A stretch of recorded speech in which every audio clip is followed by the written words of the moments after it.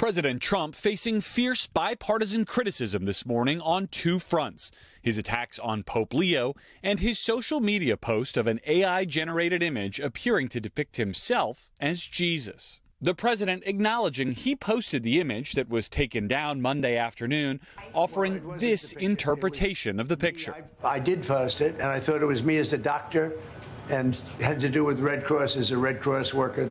It's supposed to be me as a doctor making people better, and I do make people better. Democrats mocking that explanation.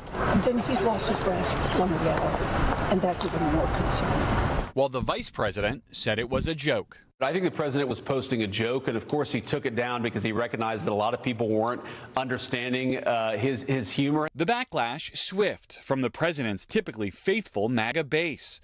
One prominent Christian commentator condemning the post as, quote, outrageous blasphemy, while Trump ally Riley Gaines posting, a little humility would serve him well, and God shall not be mocked. The president's post coming shortly after his tirade against Pope Leo, accusing the head of the Catholic Church of being, quote, weak on crime and terrible for foreign policy, including for his criticism of the Iran war. I'm not a big fan of Pope Leo. Yesterday, while speaking to reporters outside the Oval Office, where he received a staged fast food delivery to promote his no tax on tips policy, the president also asked if he owes the Pope an apology. No, I don't, because Pope Leo said things that are wrong.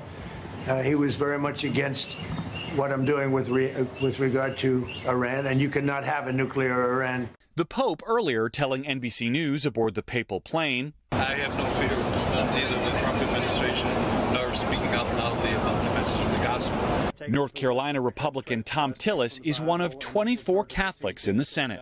It's never really a good look for politicians to cross swords with popes. Very seldom ends well. Vice President Vance, who recently wrote a book about his own conversion to Catholicism, also attempted to diffuse the controversy between the president and the Pope, saying in an interview last night that the administration will disagree with the Vatican on some issues. He added that the Pope should, quote, stick to matters of what's going on in the Catholic Church and let the president dictate American public policy. Savannah? Garrett Haake at the White House. Thank you. Hey, thanks for watching. And don't forget, you can catch the Today Show every morning on NBC or take Today when you're on the go. Just follow the Today podcast on Apple Podcasts, Spotify, or wherever you listen.